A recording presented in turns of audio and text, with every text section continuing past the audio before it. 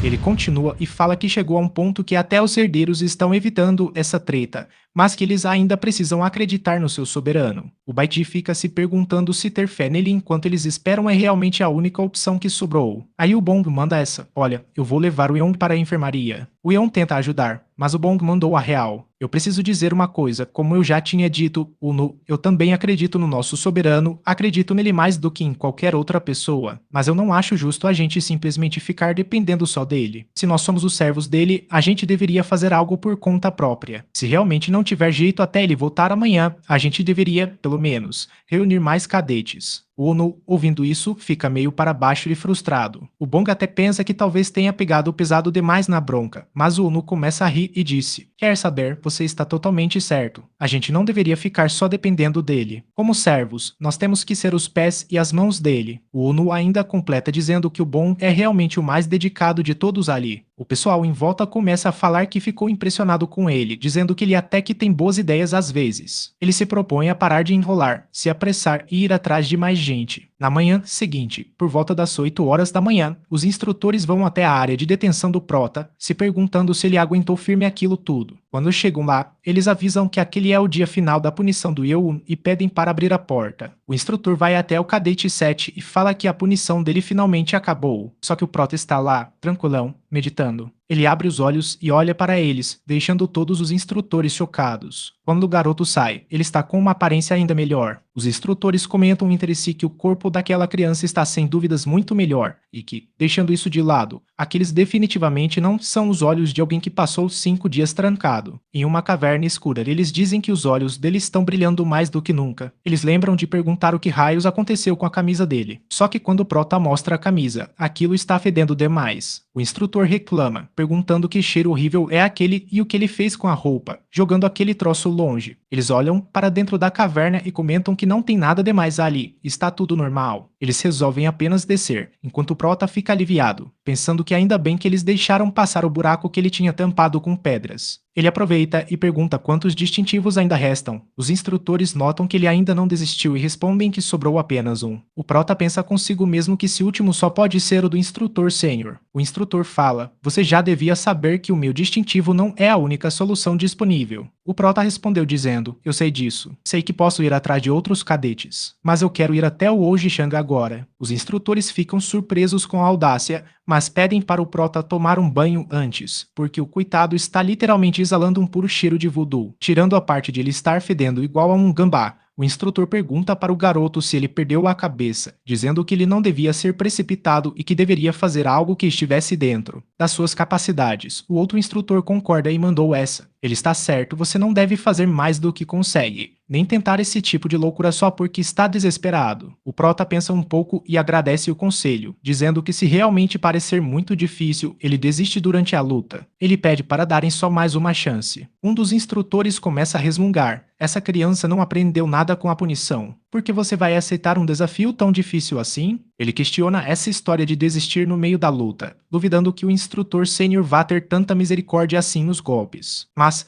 já que o garoto está tão convencido, ele fala que não tem escolha, pedindo apenas para o garoto evitar se ferir se for possível, senão ele não vai ter chance nenhuma. O Prota promete que vai levar isso em consideração. Um tempo depois, o Bong está tentando chamar mais uma pessoa para servir ao cadete 7, mas o cara responde bravo, dizendo que o Bong deve estar maluco, perguntando se ele achava mesmo que ele aceitaria esse tipo de palhaçada e manda o Bong sumir dali. O Bong fica para trás chateado ao notar que essa já é a sua quarta rejeição, mas diz para si mesmo que vai tentar só mais um pouco. Antes que ele consiga fazer qualquer coisa, ele nota uma comoção e se pergunta o que está acontecendo e se deu algum problema. Quando ele vai olhar é o seu soberano. O Bong fica se questionando o que ele está fazendo ali e se ele vai mesmo desafiar aquele instrutor sênior, notando que a punição dele acabou. Ele se pergunta se ele vai mesmo lutar contra aquele cara logo de cara. O Oji-Shang aparece na frente de todos e o pessoal fica em choque. Ele nota o cadete 7 e pensa que, para um dos seus principais candidatos a duelo vir sozinho,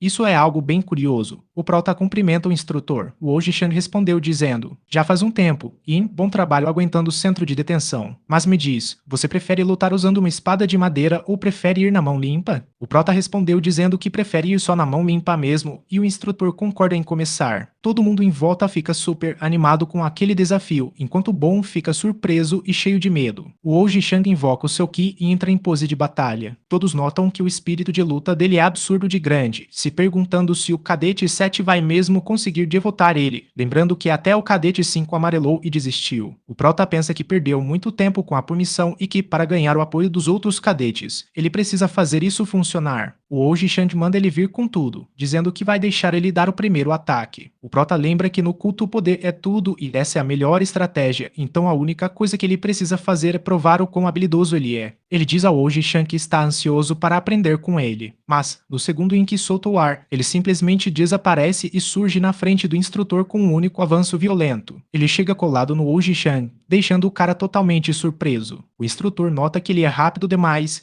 mas diz que já analisou as habilidades de lâmina dele completamente e tenta atacar o prota. Só que o prota ativa rapidamente o Ki no seu dedo e para o ataque do Oji-chan, rebatendo o golpe de lado e jogando a mão dele para a lateral. O instrutor fica de queixo caído, percebendo que o garoto usou uma habilidade de espada em vez de uma técnica de lâmina. Enquanto o Oji-chan está em choque, o prota continua atacando sem parar, pressionando ele com tudo. O instrutor percebe que ele está anulando cada movimento de espada dele, golpe por golpe, e que não está apenas reagindo rápido. Aí o Oji-chan disse, já que você sabe usar técnicas desse nível, acho que não vai se importar se eu subir um pouco o nível da luta. Ficando ainda mais animado, ele aumenta a pressão usando as 7 espadas do demônio, mandando 4 técnicas com liberação simultânea. O pessoal assistindo nota que, da primeira até a quarta técnica, ele fez tudo ao mesmo tempo, criando várias combinações. Todo mundo se surpreende, lembrando que aquela é a lendária espada do demônio do mestre marcial. Só que o prota usa a arte da espada celestial demoníaca. A galera fica sem entender nada, se perguntando o que foi aquilo, já que ele parou absolutamente todos os ataques do Ji-chan,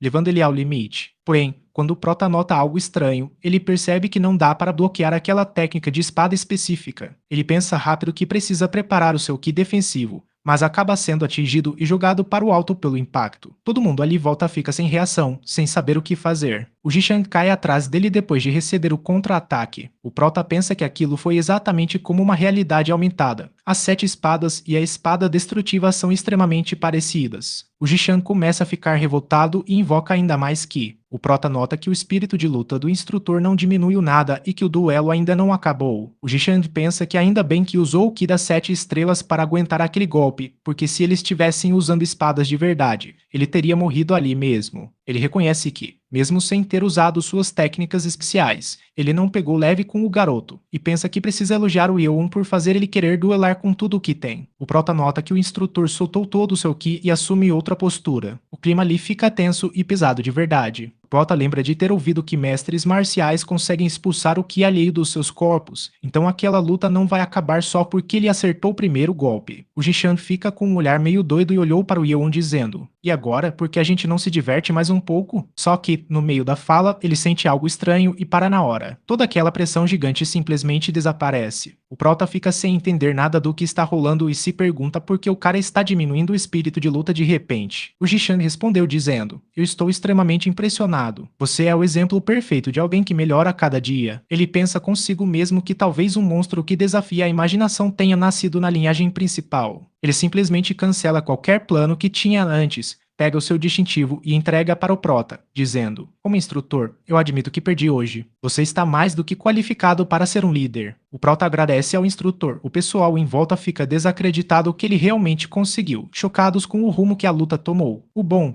do outro lado, quase chora de emoção e gritou, meu soberano, a gente estava te esperando voltar. O prota pede desculpas por ter deixado todo mundo preocupado. Ele disse, não precisa pedir desculpas. E pediu desculpas de novo. O Ji-chan fica feliz vendo aquela cena, até que o Baidi caminha até o prota. O prota se pergunta o que ele quer e se é algo importante. Do nada, o Baidi se ajoelha no chão na frente dele. Todo mundo em volta fica chocado, se perguntando que doideira é aquela. O Baiti respondeu dizendo, eu quero demonstrar a minha gratidão. E ele fala alto para todo mundo ouvir que foi salvo do clã do veneno pelo jovem mestre Sean Yeon. A galera entra em choque, percebendo que tentaram envenenar o cadete 18, e começam a se perguntar do que ele está falando. O Baiti continua e disse, vendo o jovem mestre ir para a prisão no centro de detenção depois de me salvar, eu fiquei profundamente emocionado. O Prota fica sem entender nada e pergunta por que ele está falando aquilo de um jeito tão dramático. O pessoal começa a fofocar sem parar, comentando que o cadete 7 fez tudo aquilo para salvar o cadete 18,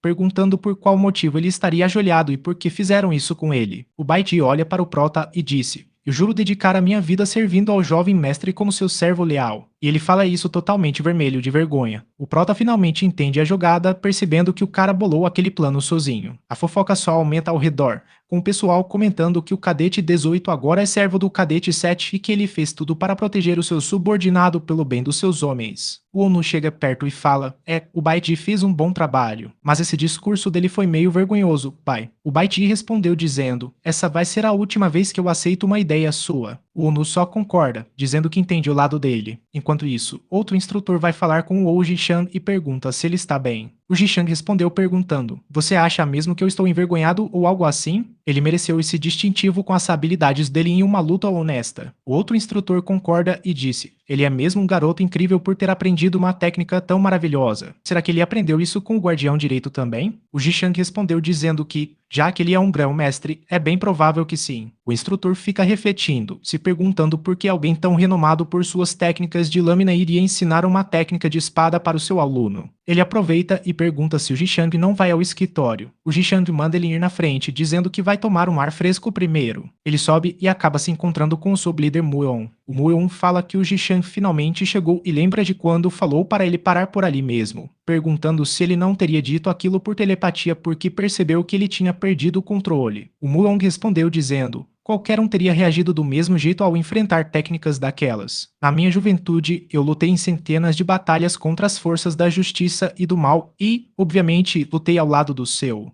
A história começa com o mestre Myung observando o Prota com extrema atenção. Ele comenta que já viu o Lorde agir diversas vezes na vida. Então ele fala que, vendo o Prota ajudar o pessoal como um verdadeiro guardião, ele tem certeza absoluta de que sabe de onde vem aquela técnica. Ele afirma que aquela movimentação usada pelo garoto é a mesmíssima técnica celestial demoníaca do Lorde. Na verdade, pensando bem, talvez a do Prota seja até melhor. Aí ele começa a dar uma aula sobre a técnica da espada celestial demoníaca. Ele explica que as técnicas de espada criadas pelo fundador do culto demoníaco, o lendário demônio celestial, são simplesmente as melhores de todo o culto, passadas a dedo apenas. Para os lords, dizem até que o ancestral, o maior gênio das artes marciais de sua época, governou tudo graças a essas técnicas absurdas. O Myung fica lá viajando nos pensamentos. Ele pensa que, embora a técnica do Prota se pareça com a espada celestial demoníaca, à primeira vista ela é bem melhor. É uma técnica de espada que ultrapassa até mesmo a arte do próprio Lorde. Ele se questiona mentalmente, como uma criança dessas pode ter algo assim? Ele fica surpreso e se pergunta se o Prota não aprendeu isso no monólito de Safira, aquele que dizem esconder a grande epifania do ancestral. Só que tem um detalhe, Myung sabe muito bem que esses monólitos estão totalmente danificados e cheios de marcas de espada. Ele mesmo já olhou para aquilo milhares de vezes e não conseguiu entender absolutamente nada. Então, como raios esse garoto conseguiu decifrar? Enquanto Myung surta em pensamentos, o Ojin começa a conversar com o diretor, mas o Myung interrompe a conversa na hora. O Myung corta o Ojin e diz para eles manterem isso em total segredo por enquanto. O Ojin nota que o Myung está pensando exatamente a mesma coisa que ele. Então o Ojin concorda e diz que acha que essa é a melhor coisa a se fazer no momento. Enquanto isso está rolando, uma garota se aproxima para falar com o Prota. A garota se apresenta e fala do Disse. Eu fiquei extremamente comovida depois de ouvir sobre o sacrifício que você fez pelos seus subordinados. Ouvi dizer que você está recrutando pessoas talentosas, independentemente de gênero ou de qual clã pertencem. E ela continua, eu sou a Osand, do clã do Machado. Se você me aceitar no grupo, eu prometo dedicar toda a minha vida para te servir. Nisso, o Anu já começa a ficar todo vermelhinho só de olhar para ela. O Baekji vê aquela cena e se questiona baixinho. Por que esse cara tá agindo desse jeito? O moleque tava parecendo uma carne secando no fogo de tão vermelho. Aí chega outra garota para se apresentar ao Prota também. A outra garota respondeu dizendo, as minhas artes marciais podem até não ser as melhores de todas, mas se você me aceitar, eu juro lealdade eterna a você. O prota, muito de boa, respondeu dizendo: qualquer um pode melhorar as suas artes marciais. O mais importante para mim é se você fica feliz em querer me servir. Seja muito bem-vindo ao nosso grupo. Empolgado, o garoto novo se apresenta e diz: o meu nome é Jin Gub, eu sou o filho mais velho da família Jin e juro ser seu servo eterno. Muito obrigado por me aceitar, só que o Bongo olha aquilo tudo com uma cara desconfiada e se pergunta se aquele garoto não está exagerando um pouco no drama. Enquanto isso, tanto o Anu quanto o Baitji ignoram a cena, percebendo apenas que eles conseguiram mais um distintivo. Mas eles ficam pensativos se isso ainda é ruim, pois faltam 3 pessoas para completar o necessário. Eles achavam que mais gente ficaria interessada de cara,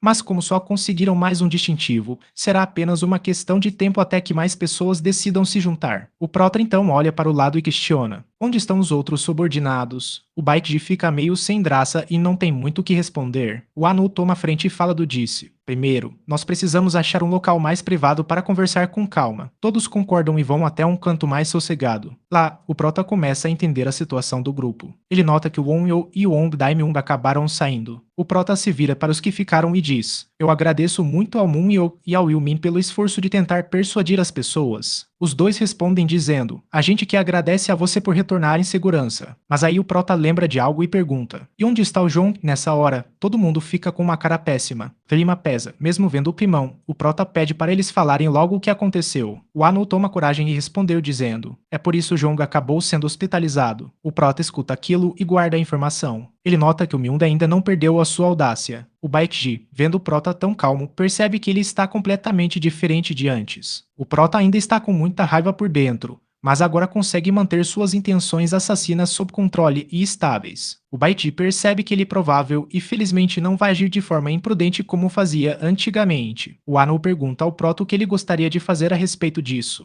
O Prota fica pensativo, ele sabe que a academia queria justamente fazer os cadetes lutarem entre si pelos distintivos. Ele pensa que, embora essa atitude seja meio babaca, ele não pode dizer que as ações da academia estavam totalmente erradas. Mas uma coisa é certa, nenhum deles ali vai querer perdoar essa sacanagem. O Prota olha para o grupo e diz: como eles me devem uma, chegou a hora de pagarem essa dívida. Ao ouvir isso, o Baekji começa a se perguntar internamente: peraí, esse cara realmente mudou ou é impressão minha? Enquanto isso rola em um canto. Em outro lugar, um dos capandas do Yu Xian chega falando para o chefe que, exatamente como ele tinha pedido, eles irritaram o Myung ao pegarem o distintivo. Do Baekji, o Myung pergunta para esse capanda se ele era o líder daquele grupo. O Yu Xian acha aquela pergunta meio estranha, mas nem liga muito. Só que o capanga nota que o Myung perguntou sobre o Yu Xian, comentando que o rapaz foi parar na enfermaria por conta de feridas internas gravíssimas. Mas ele avisa que tem algo ainda mais importante rolando. O Yu Xian pergunta ao garoto se ele acha mesmo que ele vai quebrar a promessa. Ele entrega os distintivos para o moleque, mas solta um aviso, diz que, na verdade, não cumpriu a promessa 100%. O garoto, sem entender nada, pergunta o que ele quer dizer com aquilo. O Yu Xian respondeu dizendo: o nosso acordo era para eu te ajudar a conquistar o Baekji. Me diz uma coisa, ele está ali agora? O garoto, totalmente frustrado e sem ter muito o que fazer, pergunta: o que você quer que eu faça exatamente, afinal? O Yu Xian respondeu dizendo: não precisa de nada muito grandioso. Provavelmente, para conseguir o Baekji, você precisa fazer ele provar de um desespero ainda maior. O moleque escuta aquilo e percebe que o Yu Xian é podre até a alma. O Yu Xian olha para ele e pergunta se ele sabe o significado daquilo. Ele explica que o garoto precisa vivenciar coisas ruins para conseguir dar valor às coisas boas. E, pensando bem sobre isso agora, o Yu Xian sente que não tem ninguém ali realmente apto para se tornar o líder do grupo,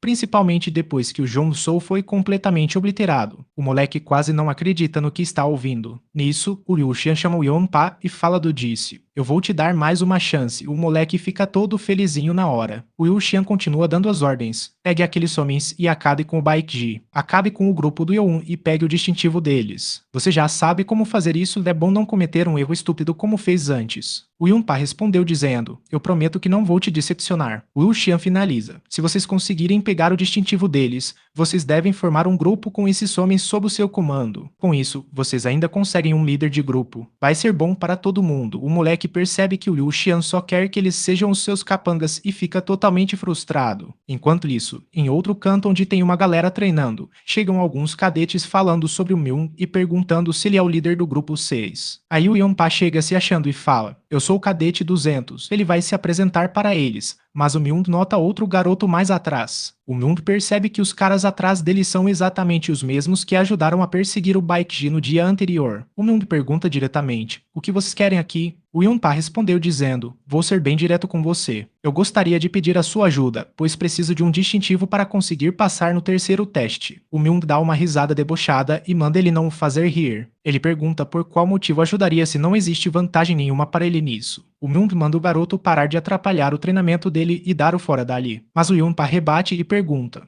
"O que você acharia se eu dissesse que estou atrás do grupo do Yoon?" Na mesma hora, o Myung começa a ficar um pouquinho mais interessado. O Yonpa percebe a mudança de postura e continua: "Pessoalmente, eu estou devendo muito ao Yoon. Bastante, inclusive, eu passei por poucas e boas por causa daquele garoto. Se a gente conseguir o distintivo dele, o grupo dele vai ser desfeito. E me diz, quem é que vai seguir alguém que perdeu o grupo 2 vezes?" E o Yonpa complementa: "Naturalmente, as chances deles serem desclassificados sem nem poder fazer o terceiro teste aumentam demais." O Myung percebe que ele quer terminar o que começou no dia anterior, mas ele sabe muito bem do que o Prota é capaz e pensa: as habilidades daquele cara são demais. Ele se pergunta se realmente não tem outra escolha a não ser cooperar. O Myung acaba aceitando a proposta, o Yonpa agradece e diz: "Muito obrigado por tomar uma decisão tão sábia." O Myung pergunta logo: "Quando é que a gente vai atacar eles?" O Yonpa respondeu dizendo: "Vai ser agora mesmo." O Myung fica todo animado e solta: "Gostei do seu estilo." Enquanto essa armação acontecia, o Prota está reunido com a sua galera. De repente, aqueles malucos chegam em bando, na maior banca de pesadão. Eles chegam gritando e chamando o grupo do Prota de ratos miseráveis. Eles dizem: "Vocês adoram ficar se escondendo nas montanhas, né?" O Prota, com a maior calma do mundo, respondeu dizendo: "Na verdade, eu já estava indo procurar por vocês. Mas agradeço por terem vindo até aqui por conta própria." O Myung se irrita com o deboche e pergunta: "Por que você tá sorrindo? Por acaso não tá entendendo a gravidade da sua situação?" O Prota olha bem para ele e respondeu dizendo: "Quem deveria estar falando isso sou eu." Nessa hora, aquele garoto que já não aguentava mais nada do que estava acontecendo se mete no meio e grita para eles abaixarem as espadas. Tanto Yonpa quanto Myung ficam completamente surpresos com aquilo, vendo todo mundo cercado. Eles se olham sem entender nada do que tá rolando ali. O Prota olha bem para eles e pergunta novamente: "E aí, quem é o verdadeiro idiota aqui?" A história então volta 4 horas no tempo. Estamos num campo vazio, bem atrás do centro de treinamento para especialistas. Aquele garoto vai até o Pyoak e pergunta se ele vai ficar bem sozinho. O Pyoak responde que não tem muito o que fazer, já que mandaram ele ir sozinho mesmo. Ele comenta que está com uma péssima impressão de tudo aquilo. O Pyoak diz que eles poderiam fazer o seu próprio grupo usando o distintivo. Mas o garoto rebate dizendo que só um distintivo não é suficiente para 20 pessoas, e que isso poderia até virar motivo de briga entre eles. O Pyoak diz que isso não significa que eles têm que ficar ali sem fazer nada a respeito, e o garoto começa a entender o ponto. O Pyoak continua o discurso: "Para sobreviver aqui, a gente não pode ter medo de sujar as mãos. Vai ser o nosso fim se a gente desistir só porque somos fracos." O garoto continua hesitante e manda essa: "Usar o nosso ex-líder como moeda de troca já é demais." Mas o Pyoak corta ele e diz que eles não podem chorar pelo leite derramado. Ele manda o garoto parar de se preocupar com o grupo e promete que vai dar um lugar para ele assim que se tornar o líder. Só que, bem nessa hora, o Prota surge do nada. O Prota aparece e fala do Disse: "É melhor vocês esperarem um pouco." Os caras tomam um susto gigantesco. O Prota olha para eles e questiona: "Por que vocês estão tão alarmados assim?" Eles olham ao redor e veem que estão completamente cercados. O Baekji chega junto e pergunta: "Você fez um acordo com o Liu Xian?" Todo mundo fica em choque de ver a equipe ali. Um dos caras pergunta se eles vieram se vingar por causa de ontem. Mas o Anu não gosta nada daquele papinho torto e respondeu dizendo: "Você acha mesmo que eu não iria me vingar depois de ter sido usado como um rato sujo?" Nisso, eles notam que o Baekji, o Tai-Si e o Yoon estão todos ali presentes. A galera em volta começa a fofocar sem parar, relembrando que o Prota destruiu o Dantian de vários cadetes e deixou todo mundo furioso. Eles comentam entre si: "É melhor evitar esse cara a todo custo. Olha quantas pessoas ele já mandou direto para a enfermaria." Mas o Pyoak tenta se fazer de durão e diz que os números do grupo dele são maiores. O Prota escuta aquilo, dá uma risada e diz que, pelo visto, ele é mesmo um idiota por falar uma tolice dessas bem na frente dele. Antes que o cara consiga raciocinar, o Prota parte para cima dele numa velocidade insana. Ele chega tão perto que não dá nem tempo do Pyoak reagir. Quando o Prota chega colado no moleque, ele segura o próprio braço com a outra mão, tentando controlar o seu poder ao máximo. Afinal, ele sabe que se der um soco com força total, vai partir aquele moleque em milhões de pedaços. Mesmo segurando a força, o Prota acerta um soco direto. O golpe é tão violento que faz o garoto cuspir sangue na hora. O moleque é arremessado para muito longe com um único soco do Prota, deixando todos os adversários de boca aberta. O moleque sai rolando pelo chão enquanto o amigo dele grita desesperado. Quando o garoto desmonta no chão, o Prota olha para a própria mão e pensa que talvez ele não tenha se segurado tanto quanto estava imaginando. Enquanto tá todo mundo em choque estático, o Bon corre até o garoto caído e pergunta: "Onde tá o distintivo, o mesmo que vocês pegaram ontem depois de quebrarem todos os dedos do João?" O garoto, todo arrebentado, respondeu dizendo: "Quem tá com ele é o cadete 108, o Myun." Isso era exatamente o que o Anu já esperava. O Prota comenta que sem chances aquele cara ambicioso deixaria o distintivo com aqueles fracos. Sem paciência, o Bong já começa a esmurrar o garoto ali mesmo, mas o Baiti segura ele e pede para parar. O Bong fica puto e manda ele soltar, questionando: "Que foi, ficou sentimental só porque ele era do seu antigo grupo?" O Baekji manda ele esperar e fala do Disse. Eles disseram que fizeram um acordo usando seu nome. O garoto caído junta as forças que restam e revela que o Yu Xian mandou eles colocarem o Prota em xeque, atacando ele e roubando os seus distintivos. O Prota fica surpreso com essa revelação. O Baekji custa acreditar, pois achava que não tinha mais nada a ver com aquilo, sem imaginar que tudo não passava de um esquema do Liu Xian. O Baekji pergunta ao garoto se prometeram um distintivo em troca para ele. O moleque, chorando de dor, começa a dizer que sente muito, mas o Baekji respondeu dizendo: "Todos vocês são uns lixos." O Bong não segura a raiva e descamba na porrada para cima dele de novo, gritando que vai fazer com ele exatamente o mesmo que fizeram com o João. Nessa hora, o Anu intervém e manda o Bong esperar. O Bong, irritado, pergunta o que ele quer. O Anu olha para todos e pergunta se ele acha que só bater naquele cara é suficiente. Ele diz para confiarem nele, pois eles podem enganar a todos e virar esse jogo de uma vez por todas. E assim a gente encerra o capítulo de hoje. Não esquece de deixar o seu gostei e se inscrever no canal. O que será que vai rolar depois? Se você quer a próxima parte desse manhwa, manda braba aqui nos comentários. Até a próxima!